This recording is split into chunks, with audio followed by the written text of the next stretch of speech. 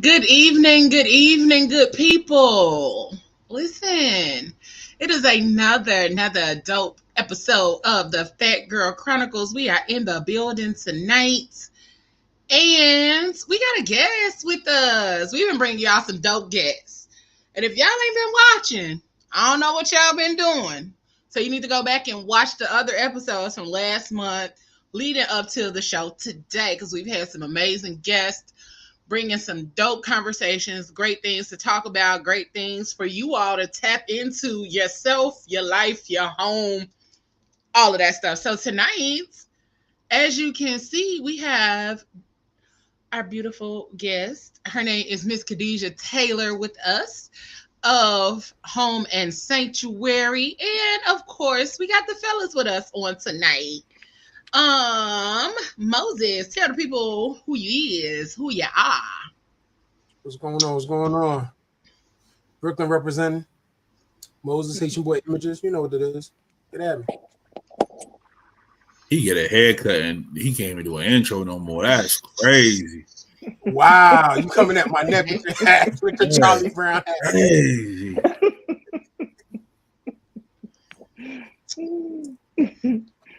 I didn't do it. She was thinking it though. I said nothing. Okay? I said nothing. She had to send the goons to do the work. She was thinking it though. Oh, I'm a go now. Minding my business. Oh wow. I'm minding my business. Okay? So, Pablo, tell the people who you are. Hey everybody, what's going on? This is your boy Pablo, aka Grandma's favorite grandson, aka the bearded one, the man of 1,000 names, Mr. More AKAs in the HBCU. Pinkies up. What's going on? CEO of that thing of ours, Tarkarian's Media Group. We here. Sir, slow You said down. tell them who I am. That's who I am. All right. Slow You do a lot of down. gang signs up. You do a lot of gang signs All up. of that. All of the gang signs. That is slow. All of the... That was slow. You know how I used to come out. It used to be like it was a gang of them, but I slowed it down just a little bit. Jesus. Okay. And Miss Kadija, I'm not going to let you introduce yourself. Okay. I'm going to introduce you, honey. Thank We you. have none other than Miss Kadija Taylor, who is a native of Denver, Colorado. Okay. She was telling us about it before we came on. She is a native of Denver, Colorado, and she also graduated from the University of Colorado at Denver. Ooh. Mhm. So she began her career in property management, where she spent over 11 years in affordable housing, serving many disadvantaged and marginalized populations in the city. You better come on and serve the community. During this time, she served on various project committees for rehabs, renovations, and new builds, and she fell in love with design and knew it was time to make a change. Listen, when God calls, it's time to do your thing. Mhm. So in 2016, she decided to spread her wings and venture into the world of real estate and home design, which ultimately led her to open Home and Sanctuary. Home and Sanctuary is a multi-service interior design firm with a deep commitment to building thoughtful and caring relationships with our clients. We believe that space is sacred, land is spiritual, and your home is your sanctuary. You better come on with that. We value the importance that land and space play in the overall wellness of a person. And we make it our business to help you discover how thoughtful design can be a practice of self care and self love. Listen, Fat Fam, I need y'all to welcome Miss Kadija Taylor. Thank you for having me. Hello, Thank hello, you. hello. Listen, I am super excited to have you on here for several reasons. One, because you do interior design. But two, because I am in the process of making my home my sanctuary and intentionally curating my space. So I'm looking forward to all of the possibilities of what we gonna learn tonight. And I hope my sisters are watching because they are redesigning their homes and making their spaces their own. So I'm hoping they are watching as well. I love it. So tell us first and foremost, like we got the bio, but tell us like what was that little extra push to get you into interior design? Oh, I think it was that extra push that most Black folks experience. You realize that when you're in corporate America, you may not, or a lot of times are not given the opportunities that you want to flourish and experience your career in the way that you want. And, at heart, I am a free spirit. I never really enjoyed working for someone, but I loved the work I was doing. And so I just Mhm. took it as my nudge from God, universe, to go out and do my own thing. I have been putting off becoming a broker in Colorado. We're required to be not just real estate agents, but brokers. So I was putting off getting my broker's license, and I decided I'm just going to do it. And I haven't looked back. So that was the real reason. And then I wasn't happy with what I was seeing in housing, and I knew I could bring something new to the market. So, yeah. Yes, come on, new things. I love it. Um, when it comes to curating, because I'm gonna jump right in because I'm trying to get Go. to the nitty gritty. I want to know all the things Let's do it. because I want to make this space of mine my little home, my little nest. Yes. So when it comes to curating your home, Hmm. after you've thrown everything away, because that's what Hmm. I started with. I started throwing everything I moved in here. I Hmm. started throwing stuff away. So, after you get to throwing everything away and then you're ready to start curating and making your space your own and adding your little touch, whether it's an apartment, whether it's a duplex, whether it's a home, Yep. a condo, wherever it is that you're living, you always want to make that like your space. So, what Yes. are like the first steps to being able to do that to make it your own? Okay. So I would like to say before you throw out anything, I think the first start is figuring out what's going on with you. I always tell my clients or potential clients during our design chat, like, why are you here? Like, what's happening in your life that's driving change or the need to feel like you need a physical change in your spaces? And a lot of people jump right over that part and get into purchasing things. They throw everything away and then they buy a whole bunch of stuff. And the thing is, when you're not thoughtful about where you're at, why you're doing what you're doing, and what you want your space to not look like, but feel like, the truth of the matter is where you're at in your life is related to how you need to feel and how you want to feel, and then you let that influence what you decide to Yeah, purchase. So I like that. before you start spending a lot of money and investing in new furnishings, decor, and whatnot, I think it's really, really important to get centered about where you're at, why you need to change, what you need to get rid of, and what you want to eventually bring into your space. That's Yes. good. Hmm. I don't think a lot of people think about that part. It's like Hmm. what brought you to this space or what brought you to this point in your life. Yeah. I know for me, currently it's a new space for me. I'm Hmm. transitioning Hmm. from life being a whole shit show and to now having my own once again and now wanting to create um just a space where I can come in and be comfortable. Like I love my little space. It's not even everything that I want it to be, but it's mine. And so I can come in Hmm. here and be in that space. It's mine. Hmm. I've worked very hard to bring the good energy in here first. That's been the Hmm. biggest thing is Hmm. making sure that the energy in this space is everything that I want it to be. Hmm. And so even with doing that, I've had to be mindful of who I let enter this space, which Come a lot of on. us don't do. Come on. I've been mindful of who I let into this space, who I even let know where I stay. Come That's a, on. That's a whole word. It is. yeah. A lot of times, people just want to pop up and stuff, and I don't care about pop ups because I do have an open door policy. Hmm. When I'm home, I have an open door policy because everybody's home isn't their sanctuary. Everybody's home doesn't provide peace. That's right. So that's how I've always been. When I lived in my old place before. I don't know what y'all shaking y'all heads for. Never got invited. I have never been invited to your place. That is some nonsense. And that's a lie. This That is a open door lie. policy nut? I have never. That is a lie, Moses, because even before I moved in here, when I got ready to move into my other space, you had been invited because you were supposed to come here and do a photo shoot.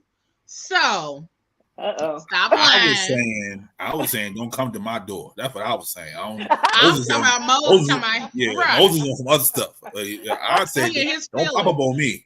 You pop up on me, it's gonna be a problem. Well, I mean, that's not your policy though. Like, that is my policy though. I have an open door policy. Pablo, you are really DMV to the core, huh? Thank you.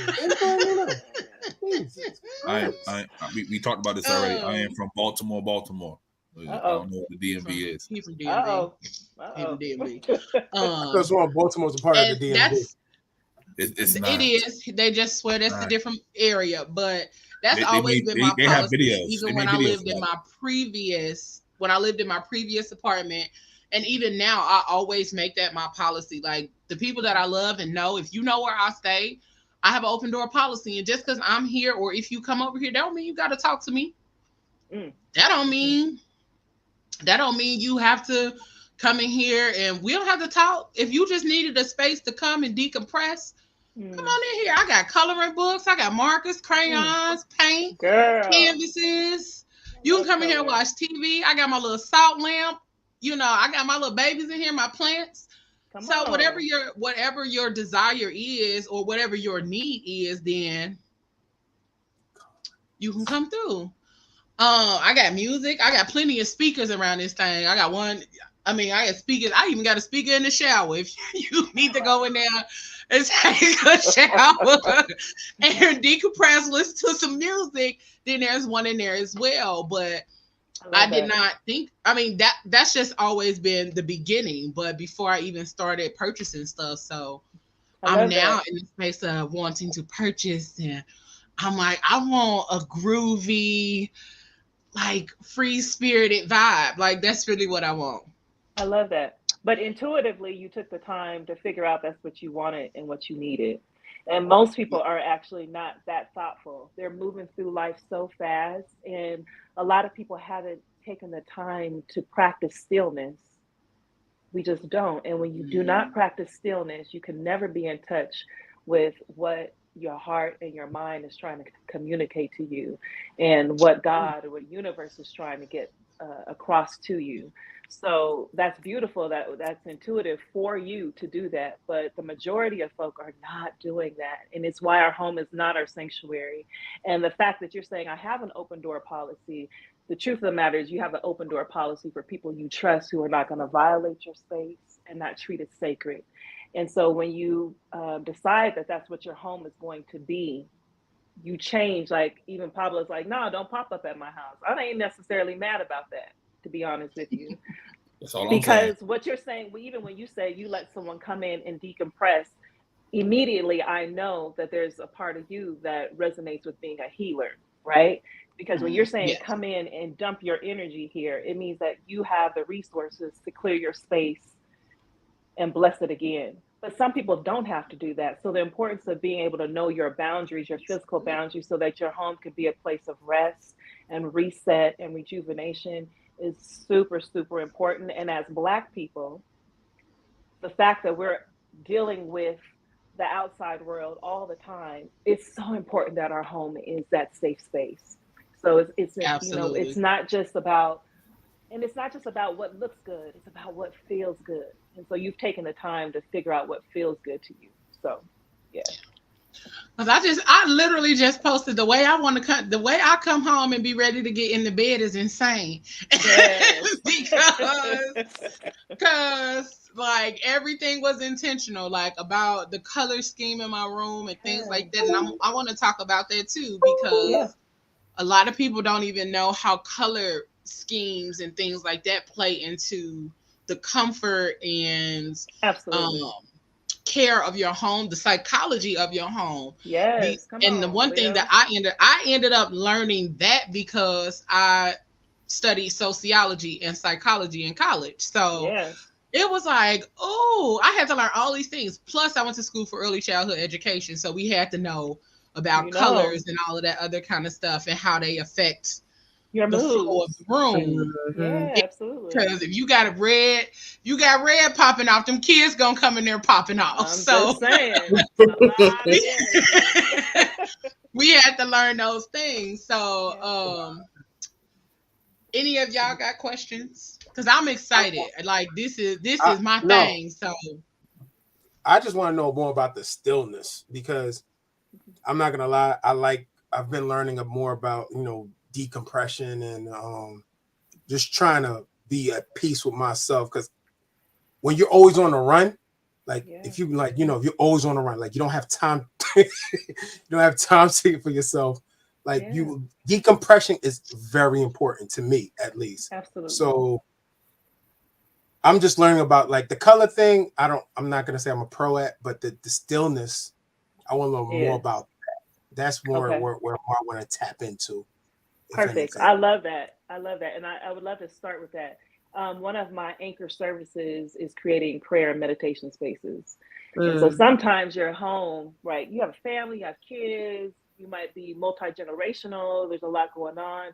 Being able to, if you can't take the whole house to be your vibe, you create a space. Maybe you have a closet, a room, a wall where you're saying you're not into the color, but I just want to let you know the color plays and helps you influence the energy of stillness. So stillness is really about, for me, I'll say this, prayer is about talking to God, universe. Meditation is about hearing from God, universe. And then clearly your faith is about how you're moving with God and universe just day to day, right? So I always start my morning, my daily practice is about talking to God and hearing. And if the only thing you can do is you're like, I don't have the money to invest in doing all the things I would want to do, just get a quiet space. Do you have a quiet space in your home? Do you have like a room, a closet, a wall, an area in your bedroom where you commit to not letting anything defile that space in terms of you don't keep it messy. You don't let anyone come in there, throw stuff. You may not eat in this space. You may not listen to music. I do. I keep technology out of my meditation space. There's no technology that comes in here. And then every day, 5 to 10 minutes, sometimes we overthink it. We go into this space where it's like, oh, I have to be doing the most. You really don't. 5 minutes, 10 minutes of just being quiet and spending time with yourself before you offer yourself to the world and everybody that's about to call you, text you, email you is super, super, super important. And it's a way of not just resetting your nervous system, because that's what you're doing when you're practicing stillness, but you also, it also allows you to decide how you're going to interact with people throughout the day. I noticed the days I miss that prayer and meditation, you might not know. I don't know what version of Kadija you might catch, to be honest with you, depending on what's happening. Okay.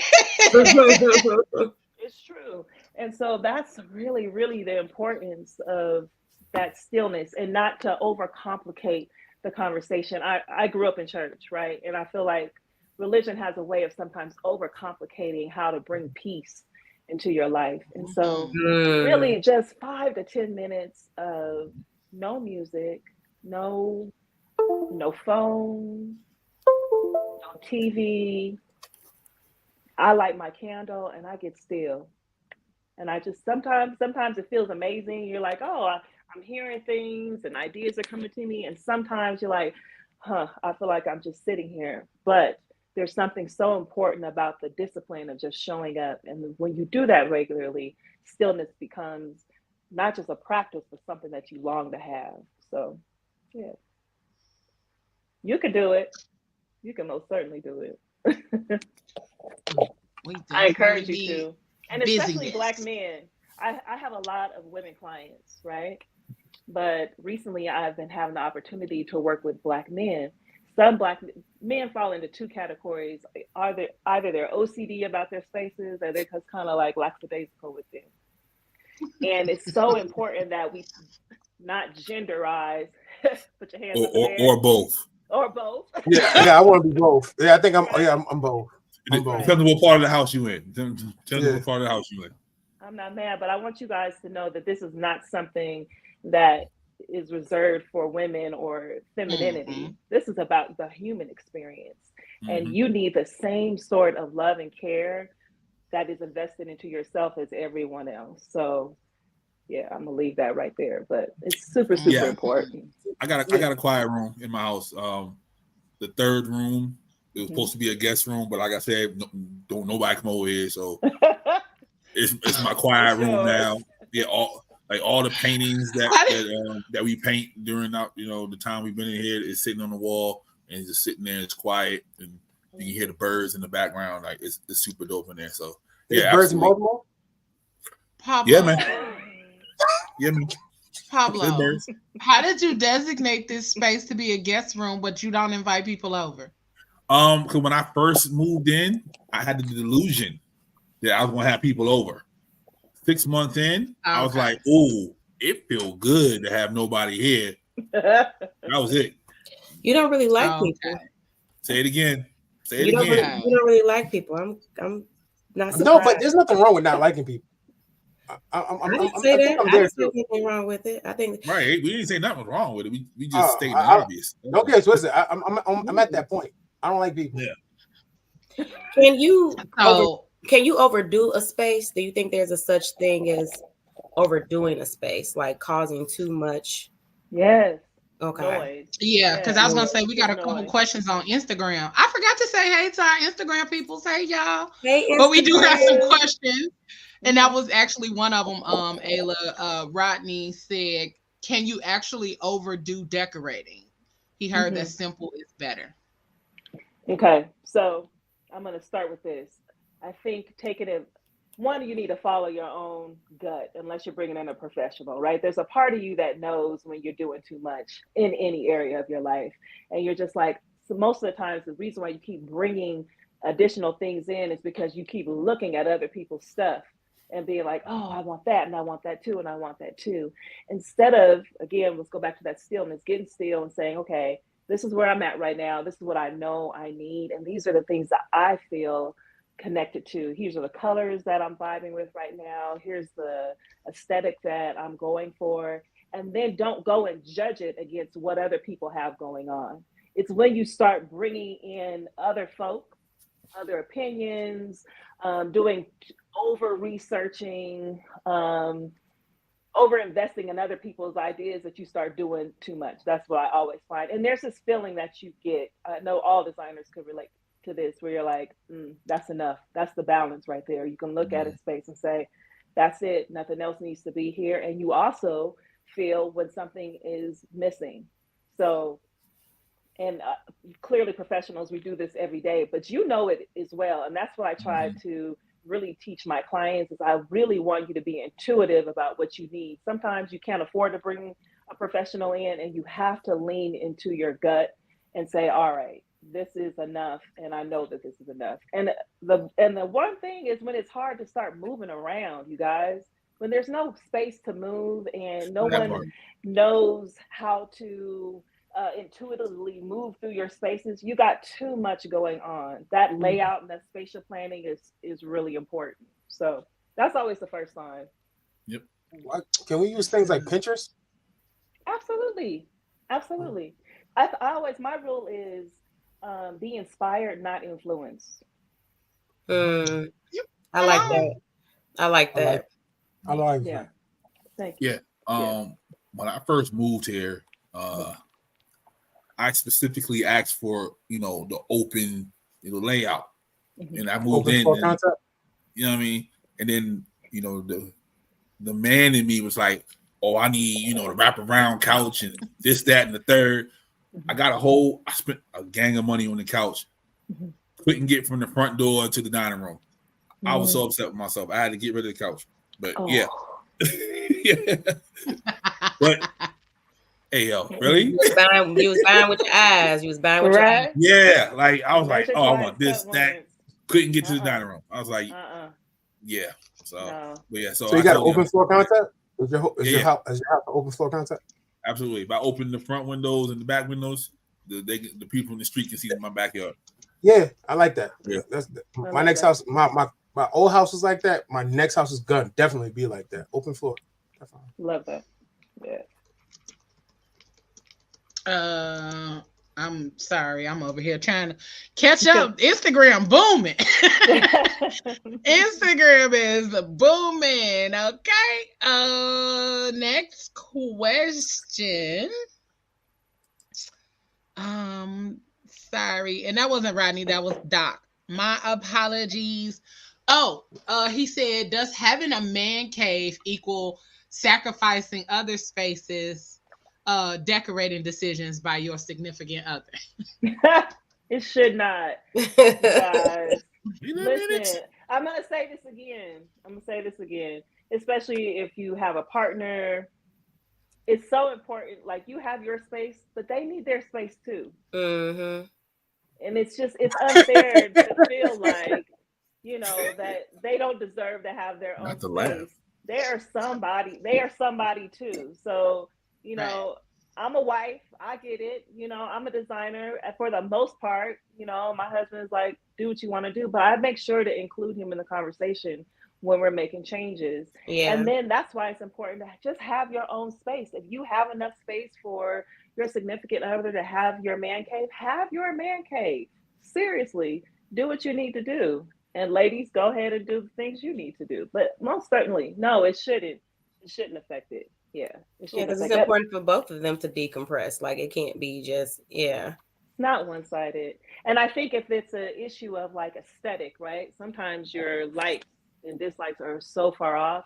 A meeting of the mind can help, especially if your man cave is open to another space and other people are going to see it, and it breaks the kind of the flow and the energy of the home. Then I think that's a conversation that you guys can have. But it's so important that you do have your own space that is all about you, and you don't have to talk to nobody about it, and bring in there what you want to bring in there. So, yeah. Absolutely. Absolutely.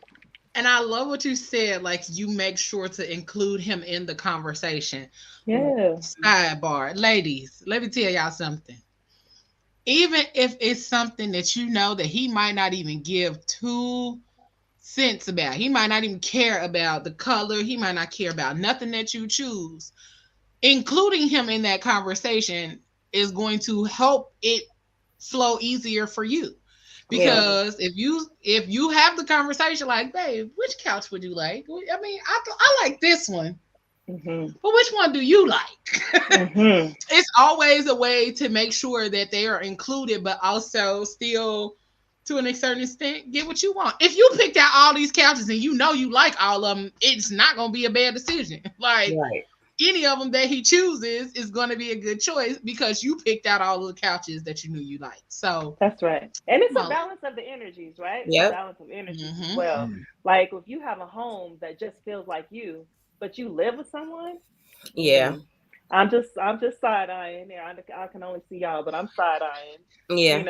And that's why I'm saying have your own space. If you're like, you know what, we're gonna design the communal spaces together, but this closet, that's all me. I got to have this closet. There's a way to negotiate so that everyone feels seen and heard, and that the home becomes everyone's sanctuary. As a collective and individually.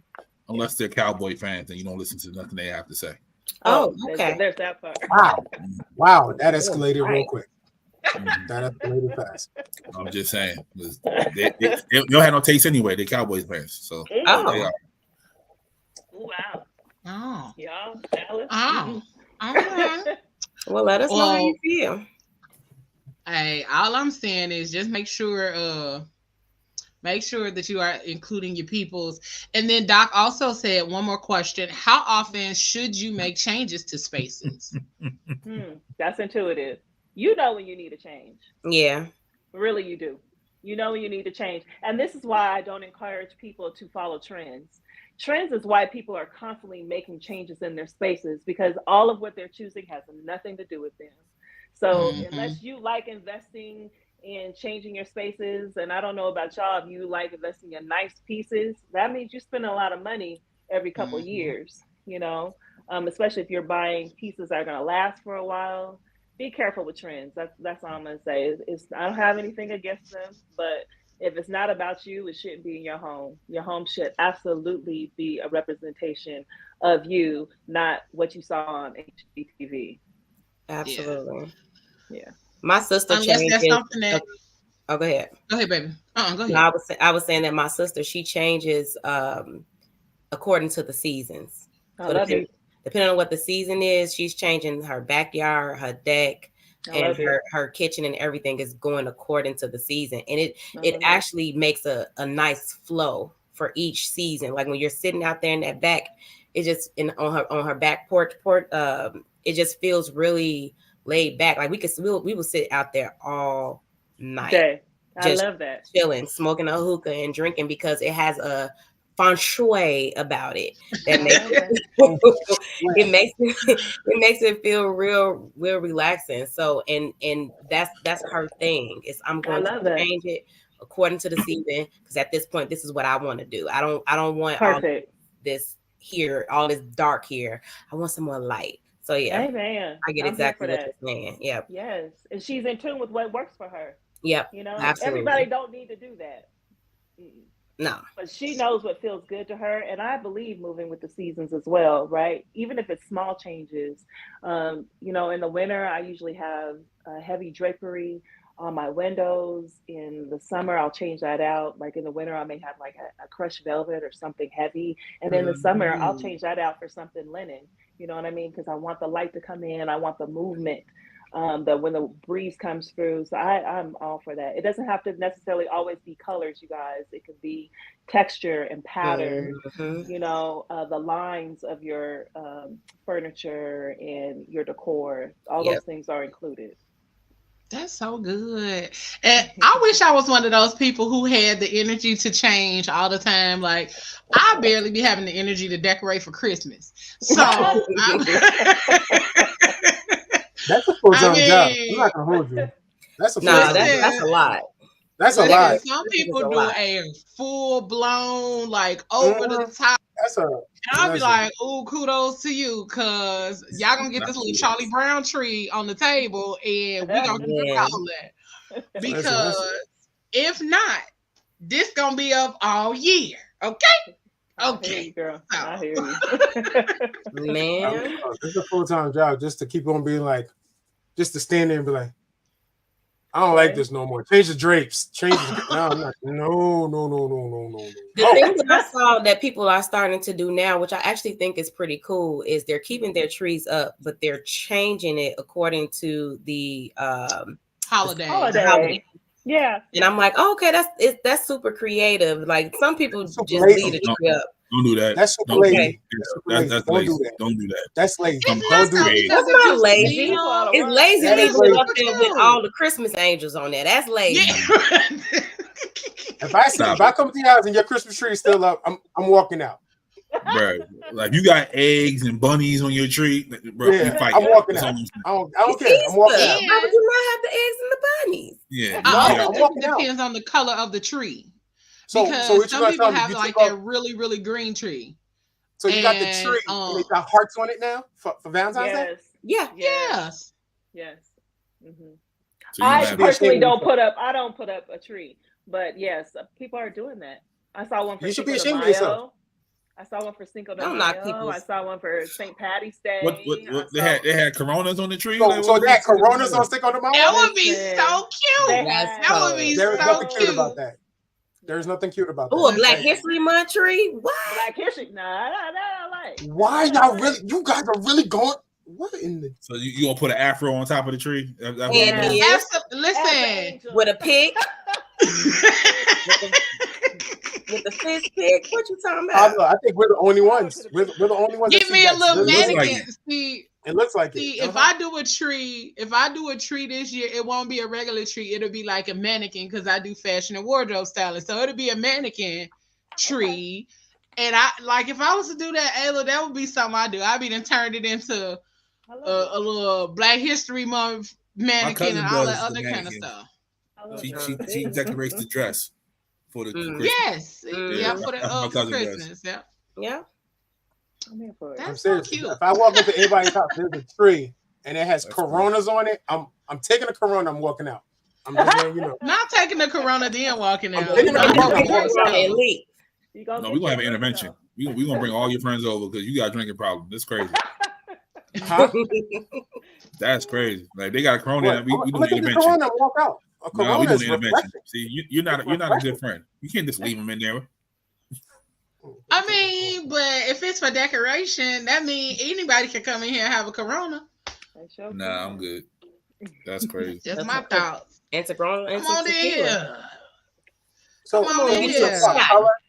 Come on to my shot tree. Yeah, you don't have limes and shot glasses hanging around the thing. Got to. Why not? All right, cool. Like I'm not, Kadija. I'm not gonna lie. I'm feeling the background right now. I'm liking the wood and the greenery. Yeah, this is gorgeous. This is actually nice. You guys. I'm actually in my meditation space. If you go to my page, you can see it. I posted it on the transformation that I made. But for me, bringing nature in was super important so I could feel grounded. Green happens to be my favorite color, but it's also in color psychology, green is a color that represents peace and serenity, along with blue. So that kind of that cool palette. And then I've sprinkled a whole bunch of just black art. And I see Rihanna behind you. I see Rihanna behind you. So no. Cool. I wallpapered my ceiling. I don't know if you guys can see this, but I wallpapered my ceiling. Oh wow, that is pretty. Wallpaper in the ceiling sounds sexy. You are creative. Wait a minute, I've never seen that before. Ayla. So what? Don't do it to yourself. I've been good this whole show. I've been good this whole show. Don't do that. Yo, guess what? She didn't say nothing to you this time. You started with her again. Nope, I just said I told her that don't start. Okay, I've been good this whole show. I wasn't even talking. I don't even know what your problem. So, anywho, as far as the green color, I've been feeling green, and I actually do have green in my bedroom. I have emerald. I have emerald green, plum, and mustard. Is my color. I love it in my bedroom. Okay. I was real into plum and mustard. I love that. Emerald, plum, and mustard. I'm trying to Google the jewel tones. Yeah, you got jewel tones. I like you had me at emerald, but the mustard. I love the emerald green. Nah, baby. You know what? You can look at the mustard. Me off the. I'm trying to see the plum with it. You can think of the mustard, even if you wanted to switch that out for like a finish, like a metal, like if it's a brass, or if you prefer gold, or it doesn't necessarily have to. So when you do color palettes, you guys, it doesn't have to always be the literal color. It can be a play off of the color. It may be a finish, instead of the actual color itself. So. Yeah. Oh, the mustard cake represent gold. Oh. Yeah. So you can put your palette. Yeah. That you guys should I like that. I like that. So your Pinterest board, bring that kind of stuff in and say, all right, I love this color. I don't necessarily know if I want the color itself. So what's something that's closely related to it that I can bring it in? Is there a wood that has a yellow tone or a gold tone in there? Is there a finish, a metal finish that I prefer or like? Is it a copper? Is it an actual gold? Is it a brass? There's all these different options. That you can, and always start, you guys, always start with a mood board. Always start with a mood board. Get your ideas down on paper before you start purchasing a whole bunch of stuff. I think my next man cave, I want to do a bunch of DIY. Yeah, like I see they made a whole couch out of like pallets. Yeah, like he turned it into a whole theater out of pallets. And it came out looking real good. Yeah, I think I want to do something like that. Me too. Look here. Like DIY stuff is extremely fun. A lot of the stuff that I picked a lot of the stuff that I've been picking out has been because I knew what kind of feel I wanted. So when I looked up different colors and as I was looking for stuff, if it made me feel good, it was going in the cart. And then I sorted through the cart as I, decided further on what decisions that I wanted. So I was very, like, when I found my sheets, those been in my cart since I looked at them. Like, no, these are the sheet colors. This is the comforter color. I got the pictures that I want for my bedroom. Those have been in the cart. Like, I know certain things, but then as I've been picking out, like, what color curtains do I want? Do I want this color? Do I want something that's a hint that's inside of one of the paintings that I got coming? Do I want it like an accent, or what kind of thing? Because, and then I always bounce ideas off of my sisters, and they always kind of spit back, well, wait till you get this, and then you'll be able to see what you want. And then I'll be like, oh, I'm ready to put something in the cart. And then it's like, I don't want to spend no money. I'm just ready to put it in the cart. So I know, like, this is, and then I decided that I wanted, like, the little blanket to lay across the foot of my bed, the little throw blanket. And I was like, I think I found an emerald, and I was like, oh, I like that. Got to have it. So all of those little things, and then like my little decorative pillows, those have been a combination of colors. And I even threw in like a cloud blue, and I was like, oh, that'll be pretty to kind of offset, and then maybe some pink just to kind of give it a little bit of a. So it's been fun, and that's why I was so excited to come across your page. Listen, y'all, I'm gonna tell y'all something that I have learned from Instagram. When they have those ads in there, click on them sometimes, because that's how I met. That's how I found Kadija.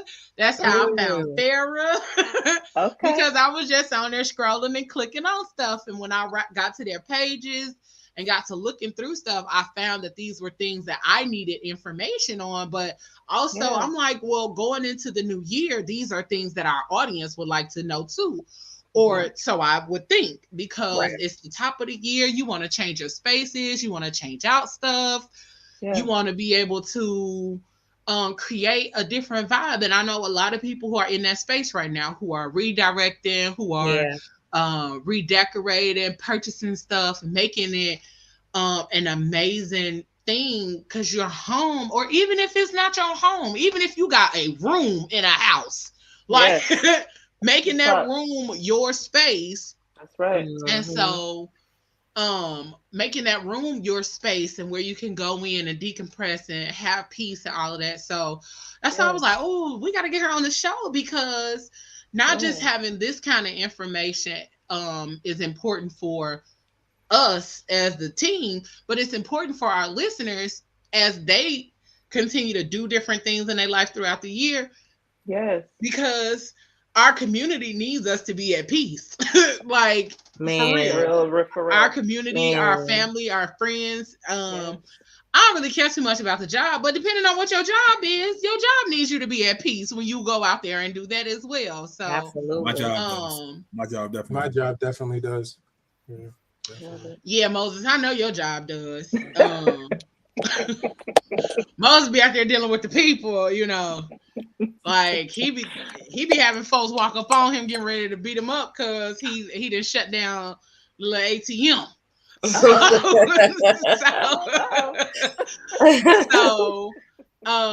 But I think it is important for these conversations to be had, but not just the conversations about our home and our sanctuary, but to also see that these are important things for Black people. These are important things for our community, because a lot of times we'll say we don't see Black people in these spaces. So that was also a part of the goal this year, was to show Black people in these spaces of interior design, doing PR work and all that kind of stuff. So like I said, Instagram has been a gem. Really good. If you're looking for other Black designers, just to see other people in this industry, there's an amazing book that came out last fall. It's called Iconic Home by June Reese. You guys pick it up. It's a beautiful, beautiful coffee table book. What is it? Iconic Home. Iconic Home. Oh yes, I'll put it up. I just saw that on your page. Yep, Iconic Home by June Reese. And it has 50 amazing interior designers all across the nation that are doing just outstanding work, have been doing outstanding work. And you can see just their different, all their different approaches to design. Everybody has a different feel and a different vibe. And can I say that as well? That's important. When you're choosing to work with a designer, it's important to see what their aesthetic is, because that's the work that they love to do. So find someone that you are like, you know what, I like what you do, and that's what I want. Find that person, because then what ends up happening is when they do your space, and you're usually happy with it. When you're asking someone to like, oh, I love an aesthetic I'm not necessarily a lover of, I have appreciation for, is traditional. Not my thing, but there are some amazing designers, Black designers, who do traditional or transitional design that you can follow. Damian Jenkins, he's a huge one, a huge designer that does that type of work. So make sure that you're finding people that you can relate to, that you love the work that they've already done. So when they start working with you, you'll like what happens in the end. Yes, how important is color? Oh, like as far as like creating a space of, because like the colors that I looked up the colors that Leo, you said was in your bedroom, because I couldn't see it in my head, it going together. I can see the mustard and I can see the emerald, but I couldn't see the plum. So then I pulled those colors up together. I was like, that actually kind of matches her personality in a way. Love that. Yeah. Like it's very bright and artistic, and it is vibrant, and that matches her personality perfectly. So so how important, because I know, like for me, I like a lot of different colors. My favorite is purple. My favorite is purple, but there's certain colors that just gives me probably a different serenity or a different feel than another. Like purple is gorgeous, it's a beautiful color, but it's not something that I was set in like my room. It's not so I'm gonna put you on the spot. Tell me a color that when you see, you're like, I feel peace kind of wash over me. I would say it would have to be a forest green. Let's see. There we go. You see how intuitive that is? So you guys, color psychology, that's what I consider it. Leo was talking about this in the beginning. Color psychology is super, super important. And I'm a designer. I'm a wellness designer, holistic designer. So my work and the work that I do is rooted in wellness. So color psychology, I never miss it. That's something that when I speak with my clients, I make sure that, okay, this is what they're hoping for. This is what they need. And I find colors, and I, research colors that I know are going to do that. I want you to also, guys, pay attention to hues.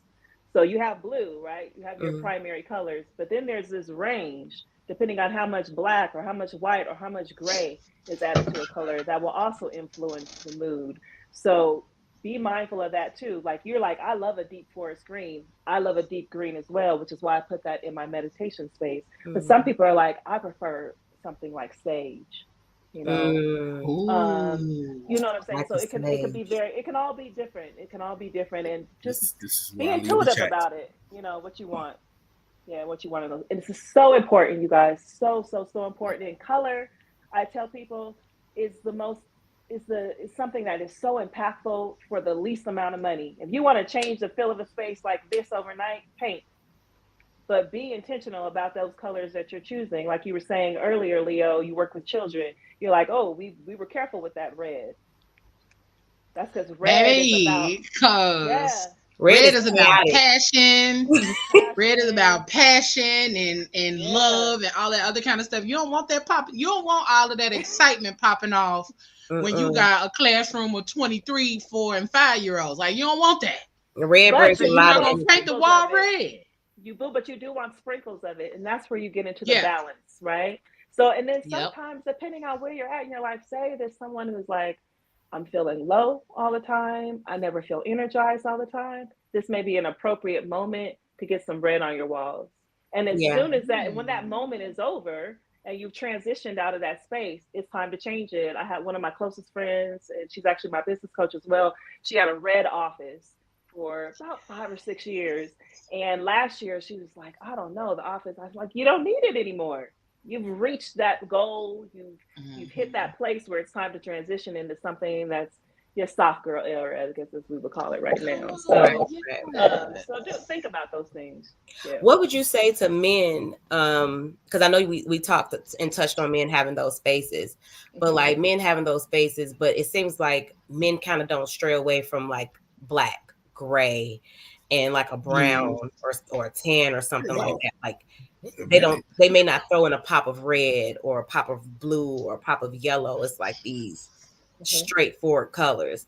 Like how would they incorporate that into their space just to give it a little bit more life so that it's not, I guess those colors come off gloomy, at least in my opinion. So your opinion. Gloomy. So how would you change that space that it has a little pop of like color or just life into it?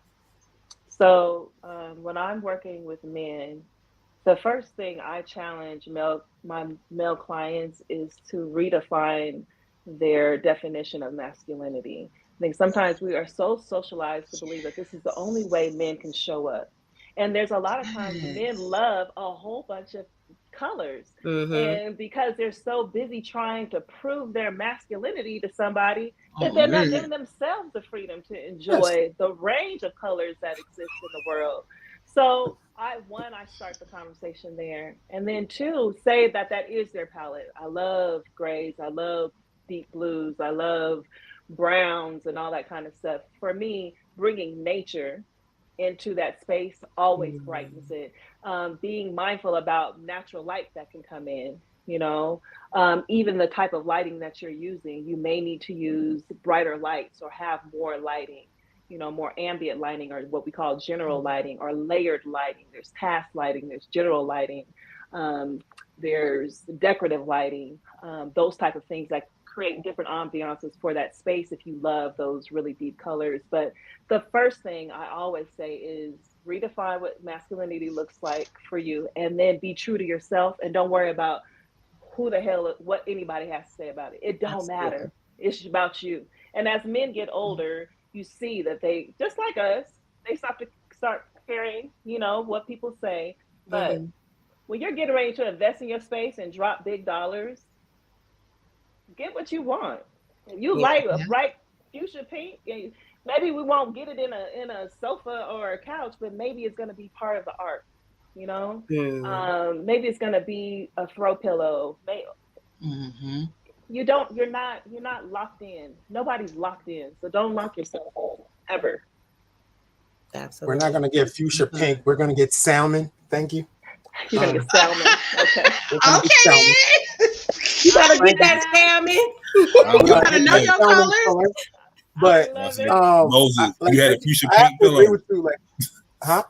If you had a fuchsia pink pillow, we had to have a conversation, bro. That's all I'm saying. First thing first, my fuchsia pink pillow won't be fuchsia pink. It'll be salmon. Thank you very much. You will not judge me.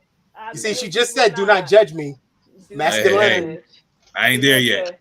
Right now. Listen, I'm gonna tell you something. If I walk in the man's house and he got a salmon colored pillow, I'm gonna think some things, and it ain't gonna be negative. It's gonna be like, okay. First thing first. What else you got up in here? Let me walk through. First thing first. There's nothing wrong with a salmon color. And that's the funny thing. It's not. I remember, it's nothing. There is nothing wrong. That's the funny thing. It's crazy because I remember growing up, my mother tried to put a salmon color shirt on me, and I was like, "No, take this off." And now that's a color that I gravitate to because it goes with my skin. Your skin tone. Beautifully. Absolutely. Come on, you better talk about it. Like beautifully. Like it glows. and to make it even stand out, I'm talking about like I'm gonna be a little conceited right now. I look good in it. I look good. You better let us know. You better flex. You know what I mean? But like I said, you can scratch your head all you want. But let's think about it. Like you wear Lakers, like everybody want to wear Lakers purple. It's actually purple, but everybody want to call it Lakers purple because it's more Lakers masculine. purple to make it masculine. It's still purple, my guy. Lakers gold. The Lakers gold. What? Just because it's Lakers? Mamba mentality. Kobe Yeah, Kobe no, accept that. buddy. It's still yellow. It's still yellow. It's still yellow. It's It's matter still of fact, yellow. I'm gonna call it what's the real color? It is it's sunflower yellow. Oh. All right. Well, I'm right. It's I'm still right. yellow. As the kids would say, it's still yellow. I'm not gonna. I have to agree with you. Like certain colors, I've been noticing gravitate to me now. Even when I dress, like I used to be hardcore black and white, red, solid colors. Now I'm really going into the plaids. I'm trying plaid colors out a little bit. I love that. Pastel colors. Yes, another that pastel goes a little long way now, buddy. You know what I mean? Really does. I'm gonna tell y'all something. It really does. I'm gonna tell y'all something. I like off white, but they call it sand white. Sand, ivory, or ivory. Yeah, look, ivory. Yeah. Mm-hmm. Those are beautiful colors, and like if you have the courage to wear it, come on, talk about it. You can make a fashion statement real quick. And that's what I was just about to say, because women pay attention to those kind of things. Like, oh, you got on pink. Oh, you were No, you gotta correct them. I don't have on pink. I have on salmon. Okay, you got on salmon. You have on carnation. Yeah, carnation. You got on coral. Excuse me. You know, you got on periwinkle blue. You know, if you want to get into the depths of it, but like when you look at like a lot of times women pay attention to those things when it comes to a man's house. Just like just like the bedroom. And that was a question on here as well. And I'm going to say it just how he said it. Speaking of bedroom, what's a good panty dropper color? Oh, okay. Oh, man. Can I say this? Who's this person? The person's name? Doc is asking. Let's worry less about the color and more about the vibe. Your room is multi-purpose, right? You're not just sleeping in there. Clearly, you're hopefully having sex, and sometimes you're just hanging out in there. You're getting dressed. So it's really about a vibe. I believe that your bedroom, that's the place where it's like, if you talk about layering, texture, pattern, lighting, and aromatherapy, you guys, smell. That's something else that we often forget about. Like, those things matter. So especially if you're monochromatic, some people like, I only like light colors in my bedroom. I want whites everywhere. When you want to add visual interest, are you that way? Yeah. When you want to add visual interest, white comforter, sheets, everything. Yes. I'm the same way. I love a white sheet, a white cover, but I add texture. Comforter.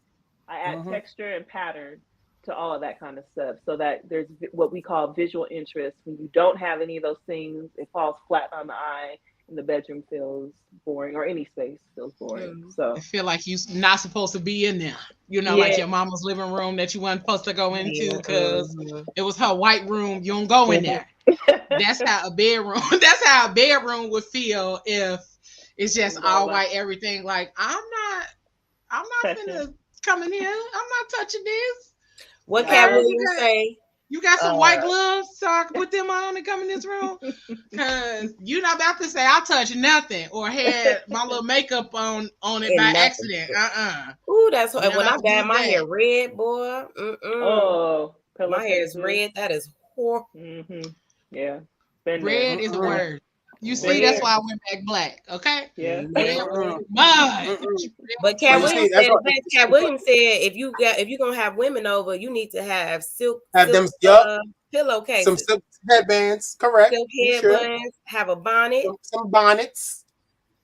That's why you have a nightstand, sir. They only $1.99 at the spot. Go ahead and grab a little nice little 5 or 6 of them. You can grab a whole little pack. Where I'm about to pack. Yep. And even being intentional about the feel of your sheets. Absolutely. Don't get some good sheets. Don't get them Yeah, I'm not gonna hold you. Some good sheets. Thread count, baby. And breathability. That Egyptian cotton. The breathable, yes. Breathability, you guys. You know, yes. breathable fabric. That's good. Yeah. I didn't know nothing about that. I'm learning. I learned that when I moved into my first apartment. I was like, yeah, this don't feel nothing like college. Now it don't feel like college. Because college feel like a terry cloth. That's what college is. College is terry cloth. Who remember Kmart? Yeah. Yeah. When you first move into your first apartment, you go to Kmart and go nuts.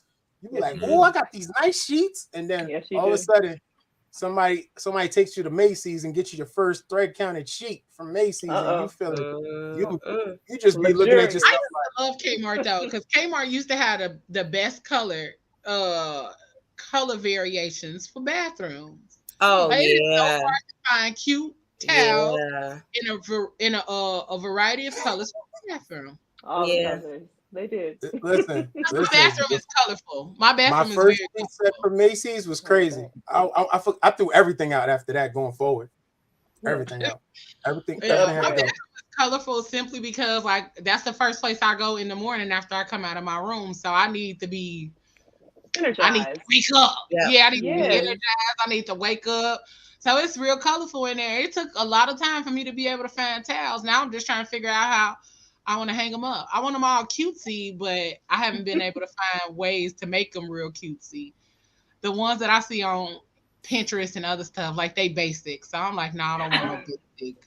I want my towels to be basic. Like, I want some loopy loops and all that other kind of stuff. I want some designs on my towels because if they designed, people are less likely to use them. Don't use my decorative towels.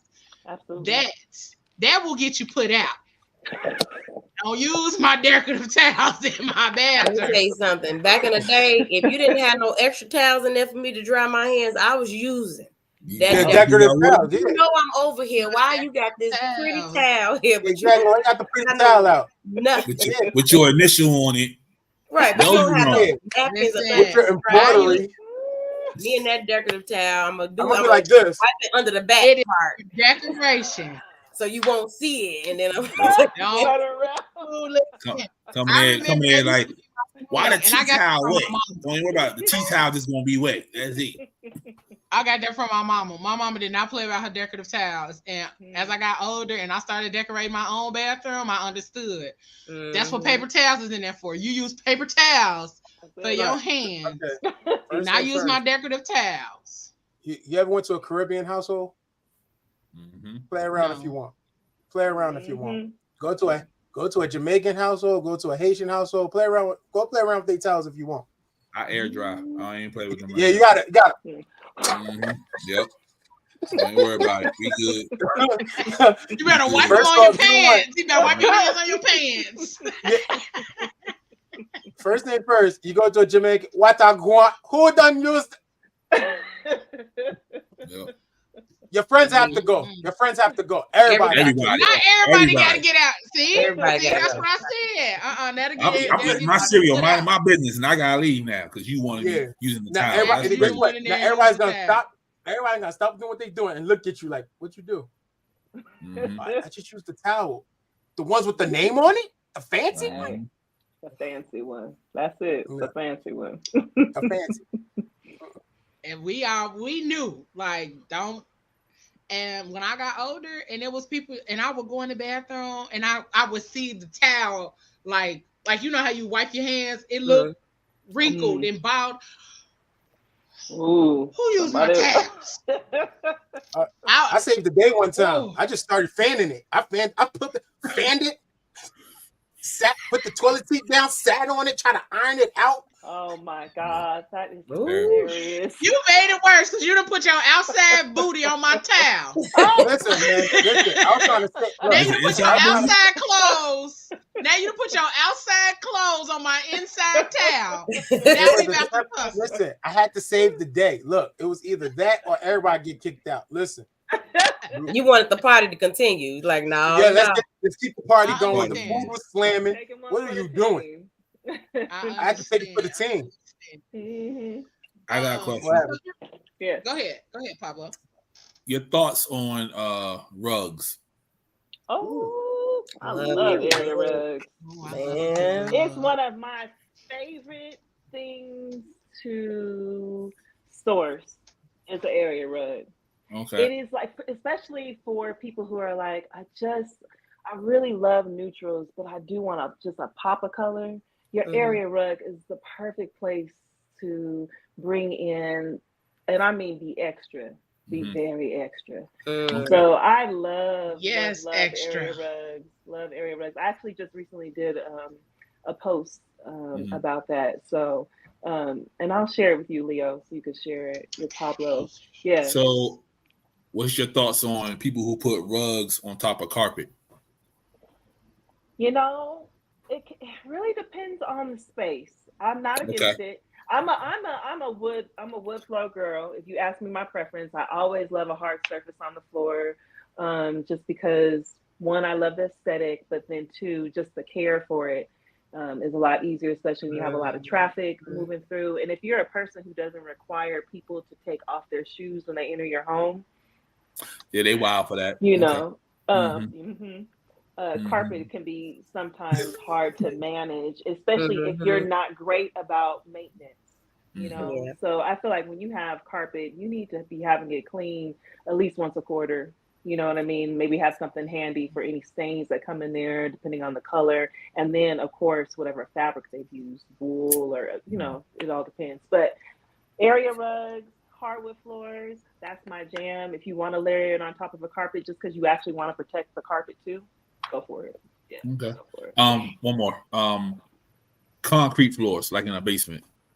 What love do you that. recommend for that? I love a polished concrete floor. That polished concrete. Love a polished concrete. I think it has such an amazing vibe, especially if you're into that industrial aesthetic. Super, super good. Great for maintenance and longevity. It will last you for a very, very long time. You know, you can do some really cool things with it. Even taking a concrete floor and throwing in some cool epoxy on it. I think you've probably seen people do that as well. That's cool. So I love a polished concrete. Yeah, and I love concrete also for a countertop. A polished concrete for a countertop as well. Really? Yeah. And it gives it a vibe. I don't know what that is about that concrete, like on the floor in the basement. It gives it a vibe. It makes you feel like you can do all kind of stuff down there. Like you can have a party, you can just kick it, you can watch a movie. Like it feels very like just. I don't know. It inviting. Makes you look like you outside when you're inside. Maybe that's what it is. Yeah. Yes, indoor, outdoor friendly. Absolutely, absolutely. And it just makes you. I think that's important. You pointed that out. How different aesthetics can bring an energy to a space where you're like, oh, I just feel comfortable. I'm not even quite sure why I feel comfortable, but I feel like I could do anything here and it's safe. Concrete floors most certainly give that energy, and carpet does not. At least if you was raised how we was raised, it was like, be careful, make sure you ain't dropping those things with no food where you're eating it, you know. So yeah, I love that. And for my guys, you trying to feel extra masculine, polished concrete floors are a great direction to go in. Yeah. Wait, I think it gives it a roughage or roughness. We like carpet too. I like you can do that carpet to a space. I like an extra plush carpet. Oh, it's beautiful. It's beautiful, but carpet is cool, but not Moses with the shag carpet. Not shag. Ooh, I like shag too. I don't like shag. Alpaca. That's alpaca. You got to block that. I don't like shag. Shag, something falls in there. I like good carpet. Yeah, I like good carpet because I like laying on the floor. Yep. Yeah. Yeah. We know, Leo. We know. I love laying on the floor. We know, Leo. You done heard the stories. Man, shut up, Pablo. I like laying on the floor because a floor is comfortable. It's cooler. A floor is really good because a lot of people have black. He always reckless and bringing up stuff that don't even matter at the time of the conversation. I'm just saying. But for those of us who have back problems, you have back problems and stuff like that, or if you have joint pain, like laying on the floor is really good because it helps to because you know stabilize. Beds sometimes they don't Yeah, they do all of the other stuff that your body does not need when you already in pain. So laying on the floor is good for that, but also it is good for grounding purposes. Laying on the floor. That's why I love laying on the floor. And I'm a country girl at heart. I love walking outside barefoot, just to barefoot, concrete, in the grass, all of that. So laying on the floor is similar to grounding for me. Like I like laying on the floor. It helps, and I color. Like that's why I color at most of the time. I lay on the floor and I color. Yeah, I do too. I don't like sitting at the table coloring. And it's cool. Yeah, I don't like sitting at the table coloring. That feels adult. That's a little. That feels too adult. Yeah, that feels too adult to sit at the table and color. I like to lay on the floor and color. I do sit at the table, but I love coloring.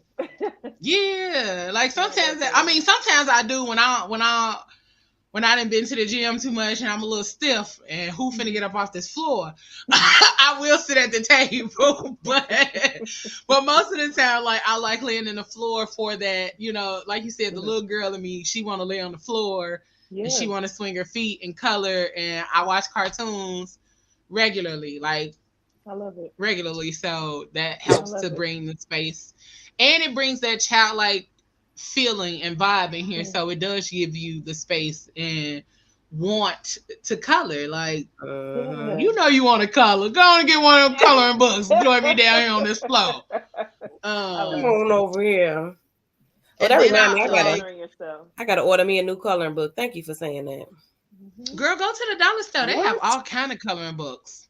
The dollar store? I do have an adult. Yes, I do. Dollar Tree has all kind. Dollar Tree and Marshalls. Yes. You go in the book section at Marshalls. You go in the book section at Marshalls or TJ Maxx. They have coloring books. They have crossword puzzle books. They got the coffee table books. Oh, and then here is the coffee table book that we talked about. Iconic Home. Yes, you guys pick it up. It is so beautiful, beautiful, beautiful. I even like the way it look on the front. I wear that on the shirt. It's beautiful. And the inside of the book, the inside cover is a wallpaper print from two designers, Forbes and Masters. I don't know if you guys are familiar with them. Two amazing designers out of Atlanta, Georgia.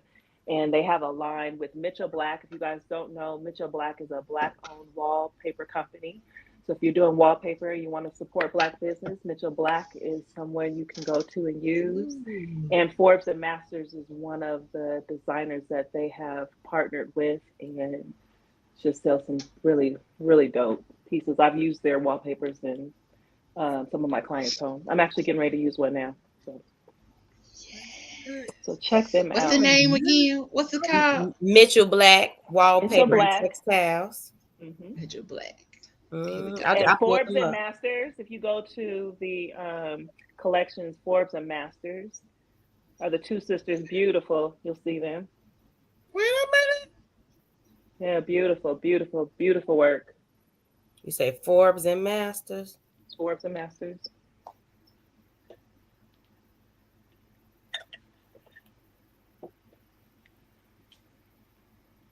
Yeah, some beautiful wallpaper. Beautiful. So okay, the interior design. Ooh. Yeah, see? Oh, I love it. Wait, Ayla, what you on? You on Instagram? I Google. Right. Oh, you on Google. I want to I'm over here on Instagram like I want to follow them. Yeah, I'm about to follow, but I want to pull up. I want to make sure I had the right ones because you know you pull up something on Instagram or Facebook, it'd be 17 of them. You don't know which one's the right totally one. Different. You right. Yeah. You right. Yes, this is beautiful. Ooh, and they're gorgeous. Okay, girls. Yes, aren't they beautiful? They're beautiful Black women. Okay. Beautiful. I love another reason why you have to pick up the book. There's just beautiful Black people, men and women who are doing phenomenal work in this in interior design. So and that's always a good thing to know because you don't know what you don't know until you learn something new. And so that is, let me make sure we won't have no more questions on Instagram because it was cracking over there. Oh, that sounds nice. Doc said he ripped out all the carpet and put down vinyl plank flooring. Yes, Ooh. vinyl. So let me tell you guys the difference. Most people know vinyl or laminate, and the biggest difference between the two is vinyl is water proof and laminate is water resistant. So if you have any type of water Mm. damage, vinyl you'll be able to keep, and laminate, depending on how long the water sat, you'll have to replace it. Laminate has lots more options in terms of color and texture, and looks more similar to natural wood floors. And then vinyl has the look of it, but not the feel. So just a little tip for Okay. anyone. Ooh, so that I love. Okay, so when you said the industrial look, Hmm. I really, really love the industrial look, and I think once I get my buildings and all of that other kind of stuff, that'll be the look that I go for because I love the brick wall look, the steel Hmm. piping, like Yeah.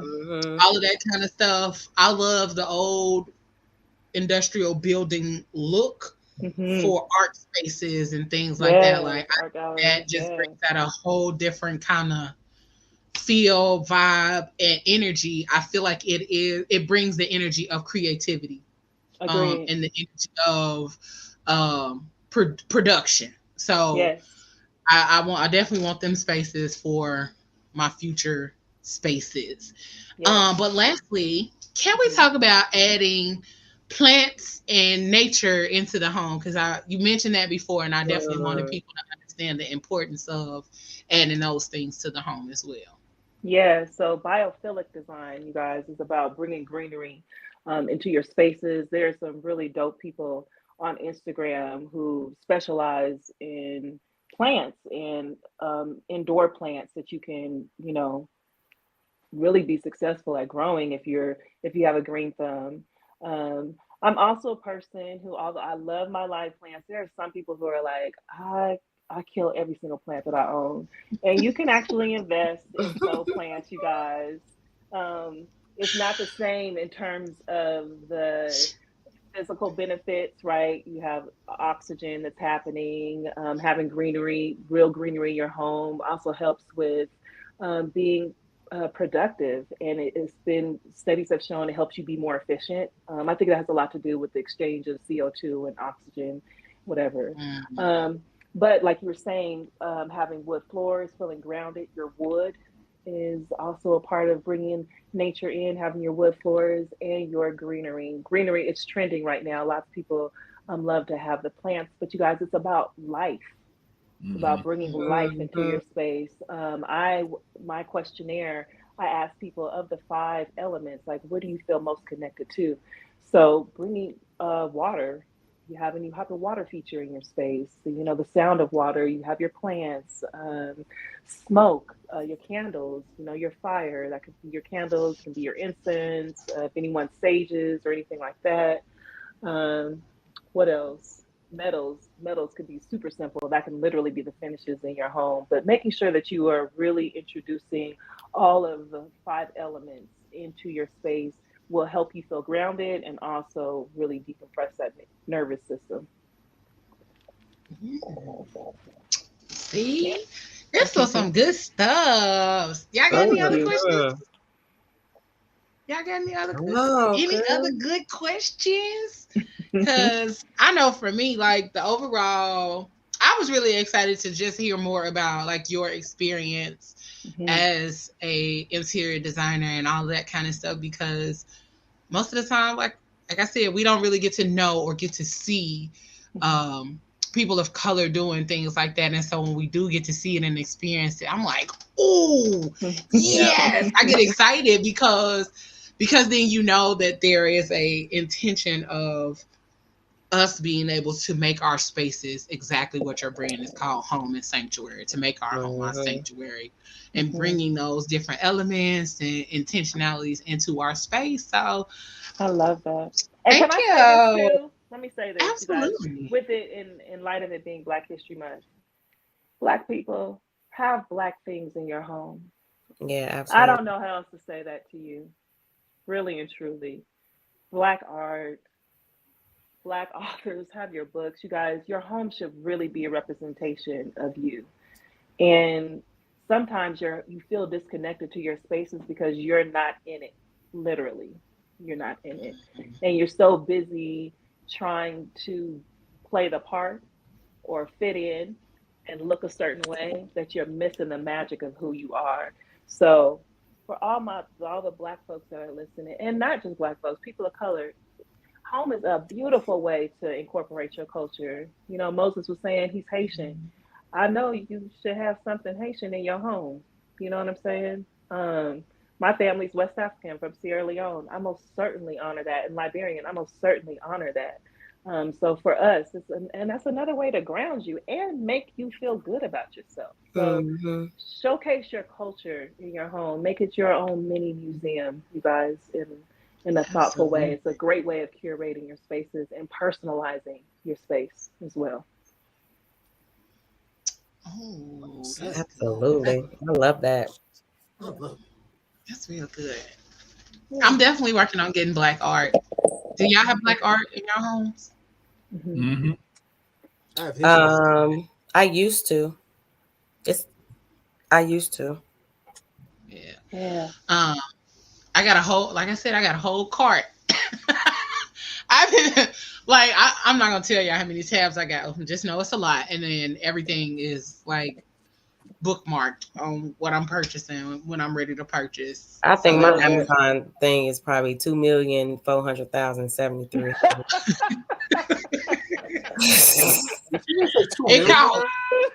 It costs, yeah, you know. But even just, yeah, she said 2 million.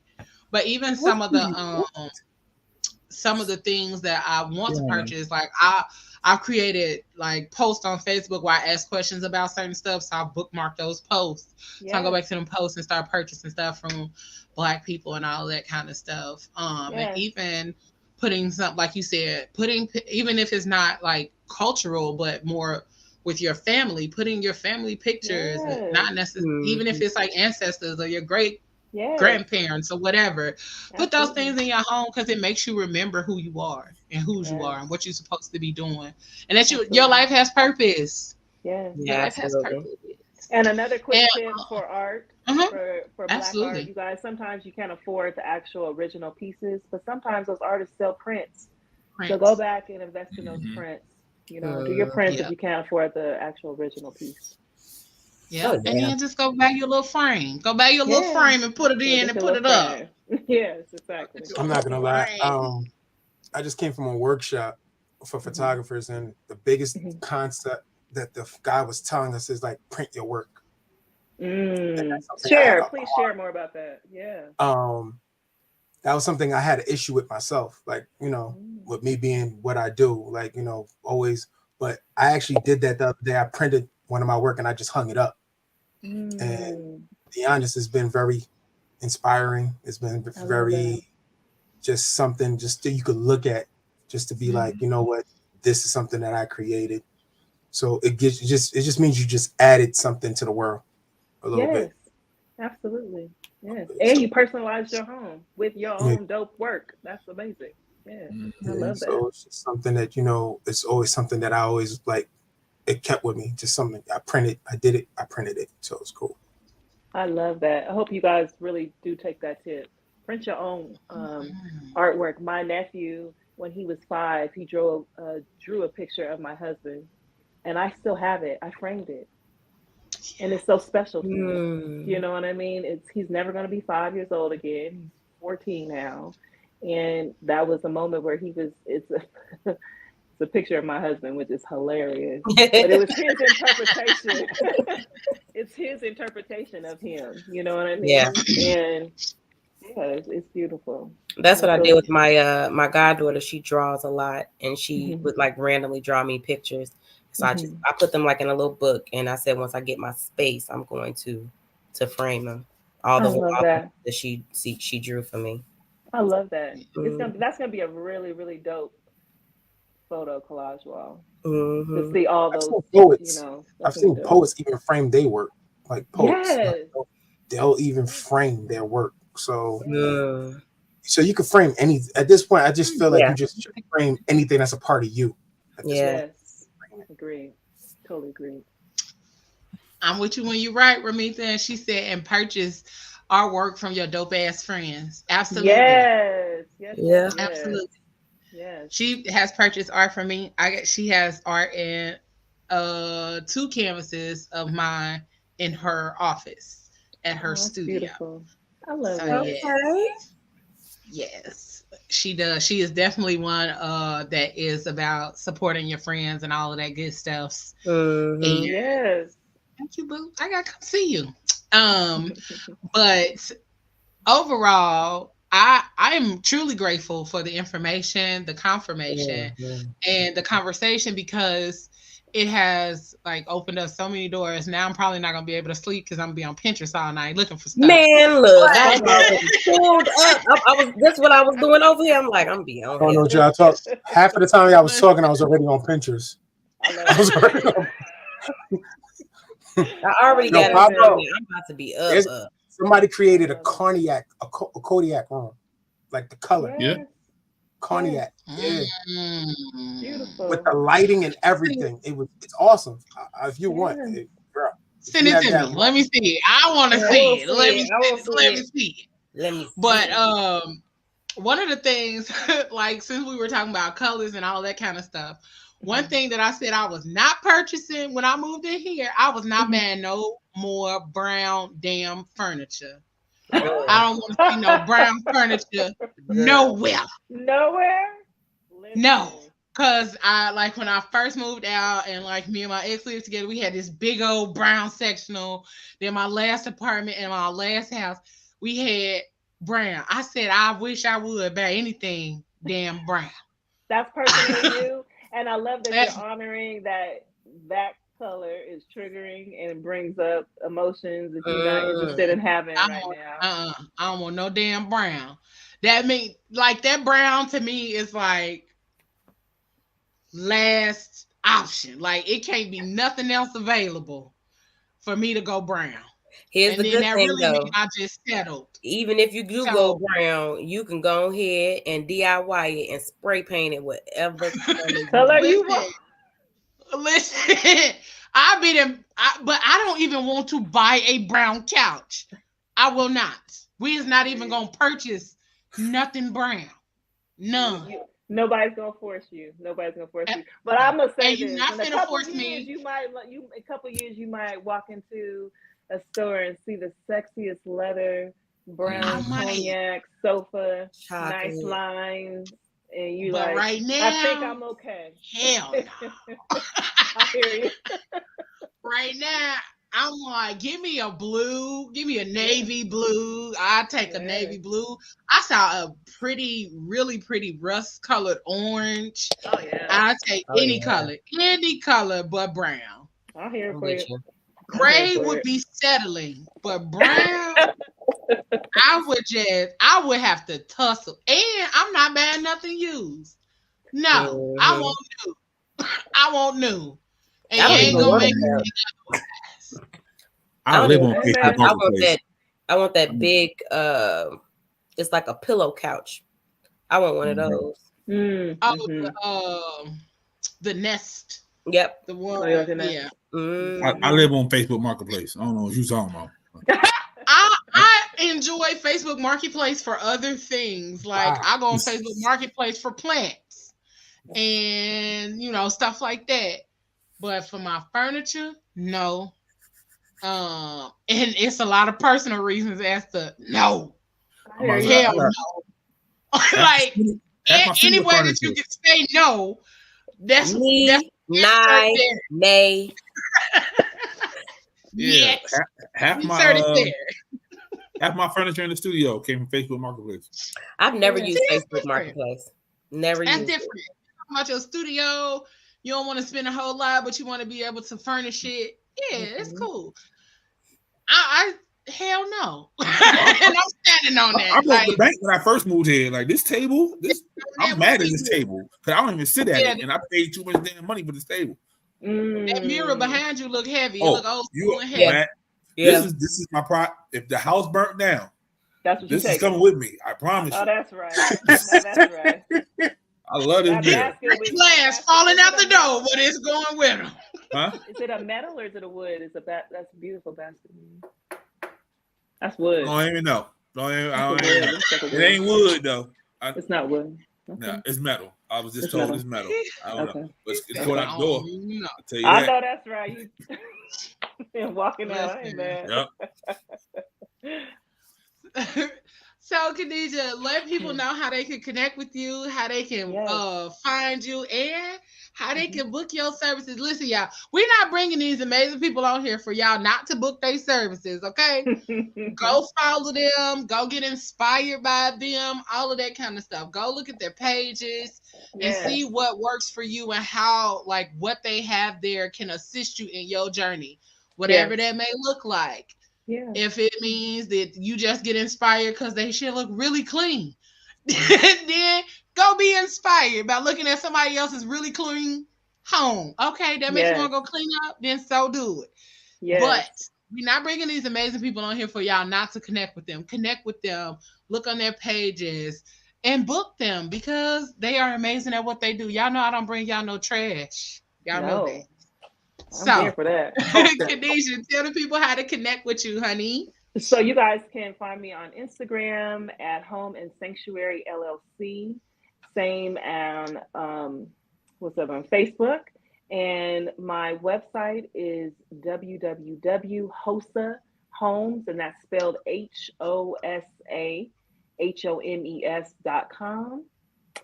And you can book, you can schedule your design chat if you never worked with a designer before. Before you start booking services, you really want to have a chat and make sure that you connect, make sure you guys are a good fit. And after that chat, then they'll send you how you can book services and stuff like that if you guys decide to move forward. But that's how you can reach me. Sometimes it's not about booking services, you guys. I am really, really, really about being in the flow of who I'm supposed to be working with. Sometimes you're just supposed to watch and get ideas and DIY and do things on your own. And then sometimes it is time to bring someone in. And if I am not the designer for you, that is okay. Get out there and interview and find other designers because there's enough business for everybody. It's about abundance mindset over here. So I like that. Cowboy fan. Yeah, thank you. Unless you're a Cowboy fan. Don't forget that part. Unless you're a Cowboy fan, y'all. There you go. You need help. You need help. Did you say you a Cowboys fan? No, I said he needs help. I do not like a Cowboys. Oh, I was about to say, you're a Cowboys fan? I didn't know. Not even a little bit. Not even halfway. Not even a little bit. Wait, nobody's a Cowboys fan? No.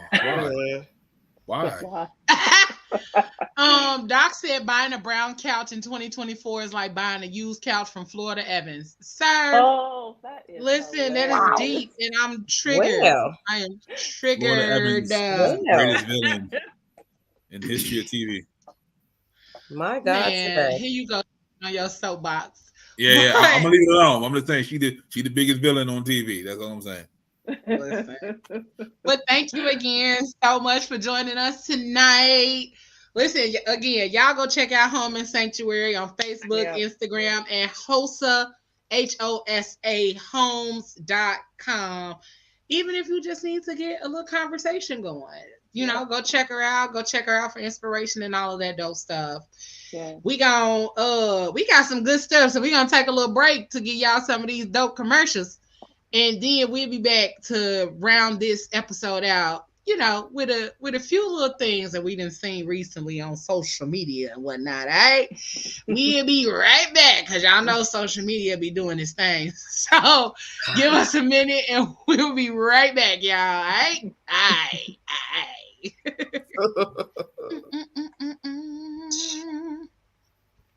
I gotta do a lot of scrolling. There's a lot of stuff on here. Here we go.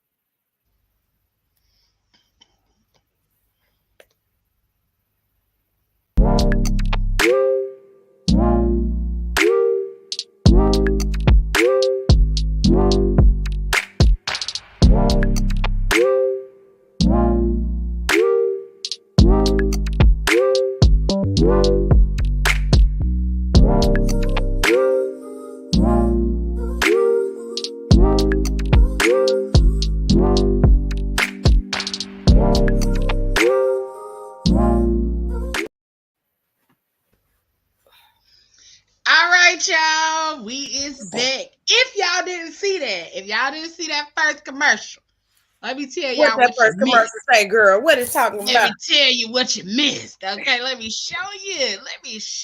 Hold on. Let me show you.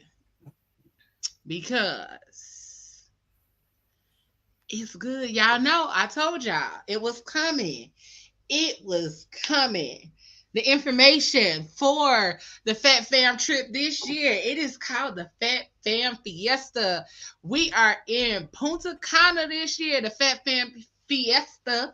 That's a tongue twister. The Fat Fam Fiesta Punta Cana edition is here, okay? Listen, we having food, drinks, music, vibes, and tropical views. We will be at the Royalton Chic in Punta Cana from September 18th through the 22nd, okay? I will put the link in the comment section so you can go check it out at your leisure. And when I tell y'all, I don't bring you no trash, okay? I don't bring you no trash. Okay. If you check out the Royalton Chic Punta Cana and then go ahead and book, because, my favorite girl of Unforgettables, she is helping us once again to put this whole thing together. And I'm so very grateful for having somebody to do this part, because this ain't my thing. I'm going to just tell you where I want to go, and I'm going to let her take over. So that's what she's doing. It is another PGC Media and Unforgettables tag team on this trip. But again, we will be there from September 18th through the 22nd. All right. Woo. All right. Woo. So make sure y'all tap in. And then none other than Haitian Boy Images. He is looking to connect with y'all. All right. Listen, if you in the DC, Maryland, Virginia, Indiana, Illinois, Pennsylvania areas, check him out. He looking to do some work with you. Anything east of the Mississippi, he got you. Anything east of the Mississippi. Listen, okay? Anything outside of, outside of the West Coast, he got you, If you in Alaska, he'll meet you halfway. He might even come west, I might even go there. Don't say that. Right. So make sure y'all check him out. He does all of the things. What type of place you got us going, man? They got swings and shit in the lobby. Why is that? Why is that? What's the problem? What's the problem? Pablo always got to find a problem. He couldn't even go on there and look at it and just enjoy that it was a view. God. He had to go on there and automatically think something was otherwise on there. He weird. Yeah, swinging bags in the lobby. You could tell he ain't been nowhere. Okay. That's why Baltimore's by itself. That's why. I understand now. But also, there's no B in DMV. I just want y'all to know that. All righty. Make sure you guys save the dates. 3/31/24. The Fat Girl Chronicles is turning 5, and we are celebrating. Okay, you're invited. You are invited.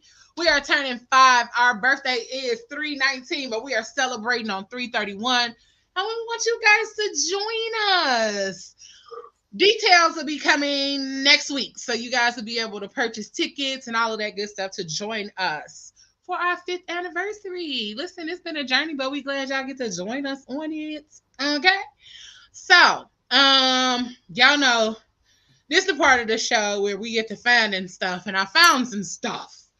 But since it's Black History Month, I wanted to give y'all a good little laugh real quick. Because this tickled me, because this is really this is a celebration of Black History Month, because this is real black peopling. Okay, here we go. You make one of your favorite artists laugh during his concert. You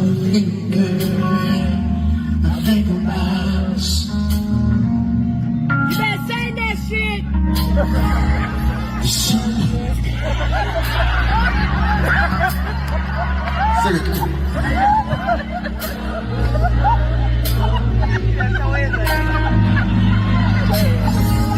And I was coming.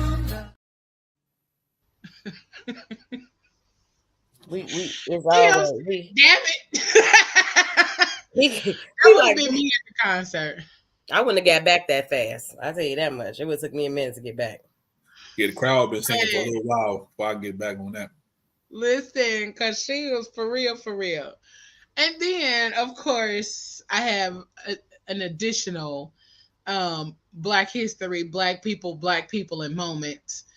This one I was really in shock, but it tickled me and I cackled for a good little moment. So let's see. Is it this? No, it's this one. Twin. Where have you been? Nobody knows me like you do. Nobody gonna love me quite like you. Can't even deny it. Every time I try it, one look in my eyes, you know I'm lying. I'm never gonna love like this again. You were made for me. Baby, you were made. You were made for me.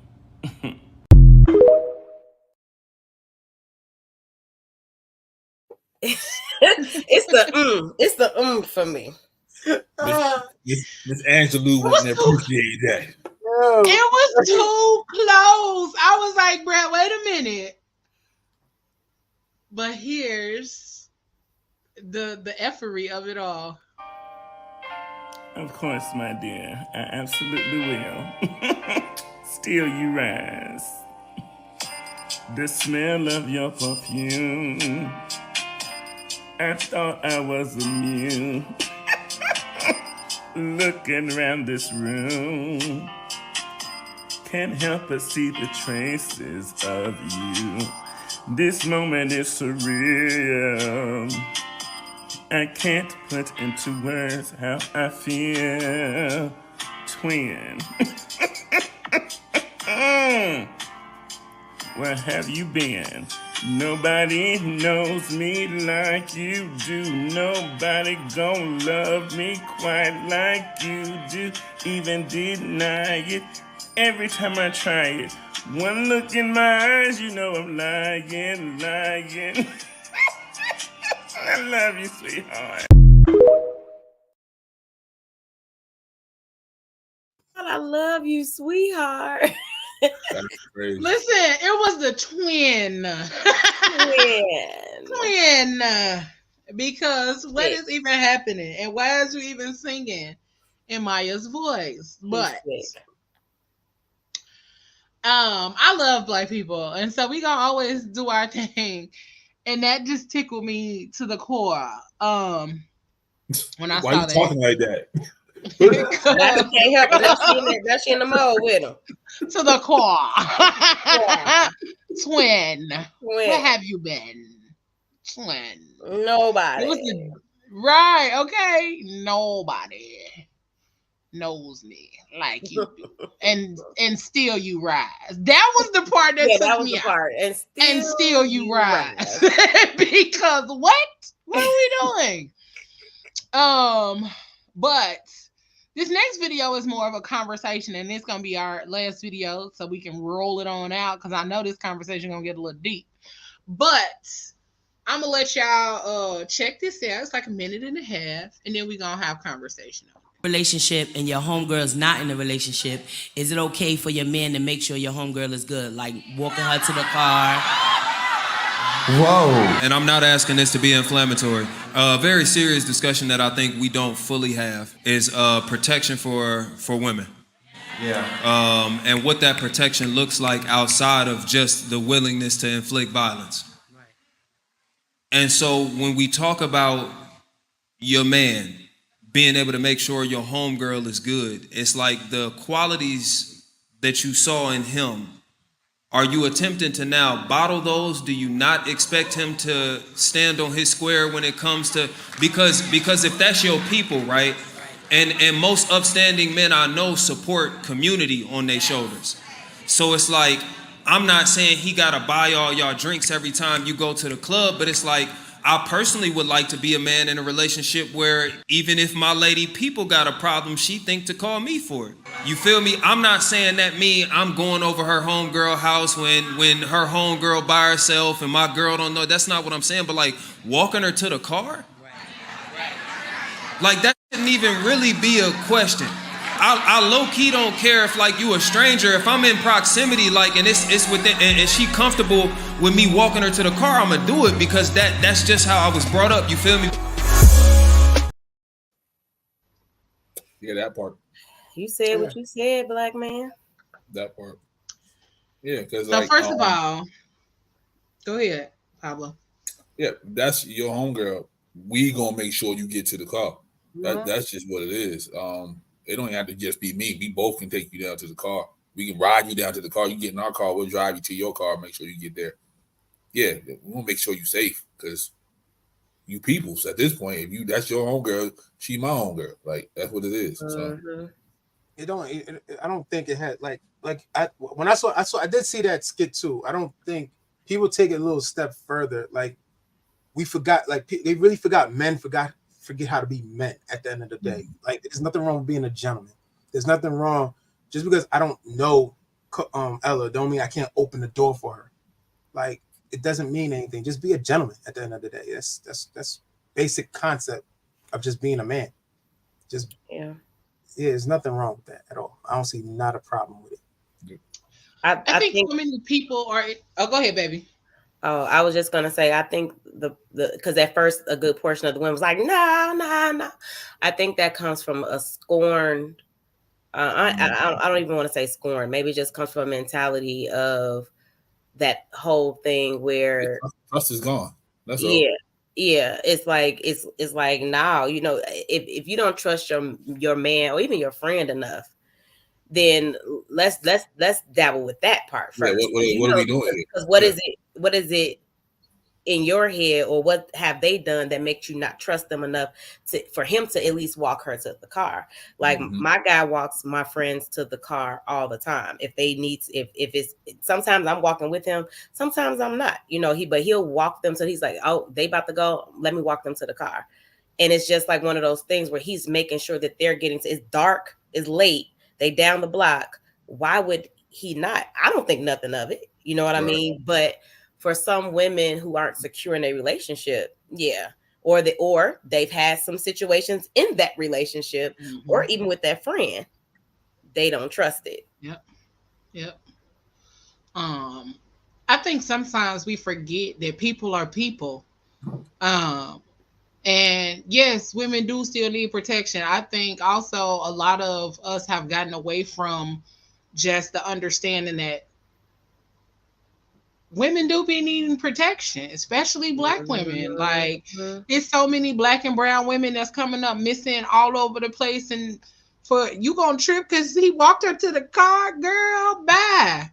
And like he said, even if I'm a stranger and I'm in proximity and I'm watching, you know, not on no creep nothing, but I'm in proximity and I'm gonna make sure that you get to your car safe because I want to see you make it. Because it's a lot of people who wouldn't. Hell, when I'm on the phone with most of y'all and I'm like, stay on this phone until I get in the house. Or you sit in the car, get out, especially Ayla, get your ass out that car. I will sit in that bad boy. I'm gonna stay on this phone till you get in the house because it's just a matter of courtesy and common care. Because we always talk about self-care and all this other kind of stuff, but we forget about communal care. Communal care is care for the community, and we need those things because, hell, how we out here surviving without communal care? And if we're not doing that, we're not paying attention, we're not taking care of one another, then what are we doing? And I think as far as just common courtesy and care goes a long way, and not putting your insecurities and all of the other BS at the forefront of it. Like, if your friend ain't showing you no reason not to trust her, hell, I mean, in my previous relationship, bye. I'm finna go. Y'all can stay if y'all want to. I need to run to the store. I'm not to question my best friend and my man. If I can't leave y'all here by yourself, then what are we even doing? What are we doing? Why am I your friend and why is that my man? Right. Because and then a lot of them women was in like you said, Ayla, at the very beginning of the video, they like, nah, because they instantly went to a different place in their mind instead of going to the place that she was taking. And she was literally saying, like, is it okay for him to walk her to the car? Why did you even have to ask that question, though? Why is that even a question if it's okay for your man to walk your friend to her car? They definitely had an argument about it. Have we gotten so far apart as a society that that's no longer a thing? Are we constantly combating each other to that point where now it's just like, what? Yeah. I'm like, Farrakhan said it best. Minister Farrakhan said it best. The most unprotected species person in the world is the Black woman. And it's unfortunate because that's very true in that statement with the way that those women reacted. Because I'm going to say this, and people might gonna be mad at me, but women are part of the problem. They are part of the problem. We don't protect each other. Exactly. We don't protect each other. Black men don't protect us. We don't protect us. Like, I'll be damned if I see something happening to a Black woman and I don't say nothing. You know what I'm saying? Or if you're like, you need some help. Hell. And a lot of the times it just don't even be nothing extreme. It's simple stuff. Come and help and care. Hell, I could be in the store and there's a woman reaching on the shelf for something. You need some help? Like, I mean, because you don't even offer help. I be wishing somebody might come by when I'm trying to get the date. I don't know why they put my favorite cereal at the top. Like, why is it up there? And they don't have no ladders in the store. I'll be having to wait for people to come. So, but yeah, we don't even offer simple things like that to each other. Like just reaching on the shelf, sis, you need it. Here, let me, but stuff like that. Yeah. You muted. What you say, Moses? Oh. Yeah. But yeah, we don't even do stuff like that. And also, like y'all said, if a guy even offers, a woman's whole mindset thinking he wants something else, not just being friendly or just being helpful. So yeah, the whole mindset is messed up nowadays. And women be the first ones at the funeral crying that their homegirl got murdered and thrown in the ditch, but you let her walk down the street to get to her car by herself. So absolutely, you wasn't with her, or at least let somebody walk with her. Oh, she good, right. She had it, and now she missing. You can't find her. Something happened to me years ago, and I always tell this story because it was so random. I was trying to get on the train, and for whatever reason, I guess I wasn't counting my money right. I had no money on me, no money on my card, nothing. I didn't have enough money to get home from work. And this guy just walked up, and he just slid $20 in the machine and added it to my bus card. It's a bus and train fare card. They go hand in hand. And he was like, I don't want nothing from you. I just wanted to make sure that you got home safely. And then he walked up. I ain't seen that man since then. You hear what I'm saying? Never seen that man after. And I take the train at the same time, pretty much the whole time during that time. I think I was probably like 23, 24 then. And that changed my mindset in a way of thinking that every time a man does something or tries to do something, it means that he wants something in return. After that, I thought about it like, why? And it could just be because of experiences, and then also what you've probably been taught. Like, don't no man do nothing for you unless he wants something from you. But that particular man that day did that, and that was it. And then I've been able to recognize when men are doing stuff just because I'm a Black woman, just because they were raised that way, just because I may be looking a little crazy that day, they don't want nothing in return. I be so oblivious. I don't even be knowing if it is something more than just a nigga being nice. I be like, oh, thanks. And I go on about my merry little way, because any other time, unless you flat out say something, I think you're being nice. Because 90% of the time, I'm just being nice, and most people think I'll be flirting. It's not. Girl, yes. Like, I am not. You know flirting. When I'm flirting. You know when I'm flirting. If I'm flirting, I'm touching. I'm just nice. Absolutely. It's a difference. It's a difference in the flirt. And I'm going to touch you. But other than that, if I'm just laughing and kikiing with you, I'm just being nice. I'm not flirting with you, sir. I think that's the I'm problem just too. being nice. People And I'm don't trying know to how to feel read you the out room. to see if you're a creep or not. People don't know how to read the room. Yeah, some people don't know how to read the room. People don't know how to read the room. That's always been a again, problem with a lot of people. sometimes people really do be trying to be on something, and people might be like me. I'll be oblivious unless you flat out say it. I just be like, oh, okay. Well, have a good day. It's not about being oblivious. I mean, yeah. So there's some people who really don't like, who really everything goes over their head, but some people just don't know how to read the room. Like I could walk in.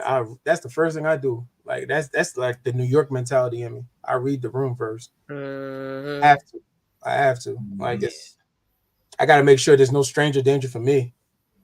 And that part. Stranger danger. I went to a club one time and I was like, oh no, I gotta go. Paid a whole $30 and left in 10 minutes. Listen, pay for parking and everything. Yeah. And I got a sweatshirt. I got a sweatshirt that says, I came, I saw, I got anxiety, I left. Because that's literally what it is. Okay, that's exactly what it is. But that's before I even knew anxiety was a thing. Yeah, and sometimes that be the protection, like, nah, go and get your ass out of there. Time you to go. But a lot of times I go to places and I'll be like, yeah, I'm only staying for a little while and then I'm gonna go ahead and go. But also I people a lot. So my people meter be low. It'd be like, nah, I'm good. I'm only coming because I said I was coming and I wanted to support y'all. But other than that, I'm finna go back home. I'm quick to do that too. I'm quick to just to show up. Hi, be seen, take a flick. You saw me? I'm out. You saw me? Hi. Okay, bye. Wasn't it my first? That's not right. I took this picture. Remember? The last right. And then the last time I did that, I got ready to go. My homeboy like, no, wait, stay a little while. Okay, I'm gonna stay. And as soon as I noticed that he was not looking at me no more, or he wasn't like in the vicinity, I slid right on out that door. I was and by the time I was halfway home and he noticed that I was gone, he texted me like, you heifer. Yeah, baby, I'm gone. I stayed a few minutes longer. I wasn't there much longer, but a few minutes was all I could do, boo. That's all I had in me.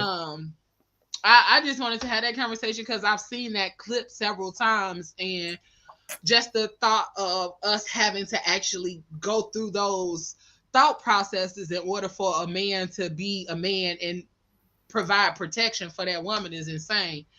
But we're gonna have more of those conversations probably next week. We're gonna talk a little more about communal care, protection of each other, and all that kind of good stuff, because I'm seeing more and more that it has become a thing that now we got to do all of this over the top stuff and ask permission and all of that for our significant others to do their, do their thing or whatever. So yeah. But thank y'all for tuning in. Thank y'all for joining us for another episode. Listen, I hope y'all got some amazing pointers and tips and gems and all of that good stuff from our good girlfriend, Miss Kadija Taylor of Home and Sanctuary. Make sure y'all check her out, hosahomes.com. That's HOSA homes.com. And make sure y'all follow her, Home and the word home, not the symbol and not an N, Home and Sanctuary on Facebook and Instagram. Make sure y'all check her out, connect with her and all of that good stuff, because it's some beautiful things over there. She is absolutely beautiful spirit. If y'all did not catch it, if y'all didn't catch the vibes, y'all off. Go on and stand outside a little while, put your feet on the grass and go hug a tree or something, because y'all didn't catch them good vibes and them good energy. Get grounded. You was in a bad space, okay? But make sure y'all check her out, connect with her, all of that good stuff. And if not, if you can't connect, at least go on her page and find some inspiration and find some information, because it might be exactly what you're looking for right on her page, okay? And then again, make sure y'all check us out. This Friday, the Aunties is back. Andy with another is conversation this Friday, and we're talking about healing the Black man's heart. Yes. So we having that conversation this Friday. So make sure y'all join us. And don't forget about the Fat Fam Fiesta. The That's Mexican, homie. That's Mexican. Stop. Punta Cana is what? The Dominican What's Republic. How you doing Mexican sounds? No, I'm not doing Mexican sounds. Latino people roll their tongue. They're not Crazy. But it's not dedicated to a Mexican. But the Fat Fam Fiesta in Punta Cana, we will be at the Royalton Chic September 18th through the 22nd. Stay tuned. Make sure y'all go on and look at all of the information over there so y'all can not meet us there, but join us there. I meant to say not beat us there, but meet us there. And then March 31st, the Fat Fam 5-year celebration of PGC, the Fat Girl Chronicles. And you guys are invited. All of the information will be in rotation by the beginning of next week. Link and all so you can join us. We will be in Chicago, Illinois, just for those who want to know. So y'all will be able to connect with us, commune with us, and join us as we celebrate 5 years of the Fat Girl Chronicles. It's been a journey, but here we are, okay? So, yeah, we are out. We thank y'all. We appreciate y'all. We love y'all for always rocking and rolling with us. And y'all know what I say. Whatever you do for the rest of the evening and the rest of the week, don't do it with your half-ass. Do it with your whole ass, y'all. We up out this thing. We love y'all. Appreciate y'all. 2 fingers. And we in the words of the mouth. And we out. You gotta do it with your whole ass.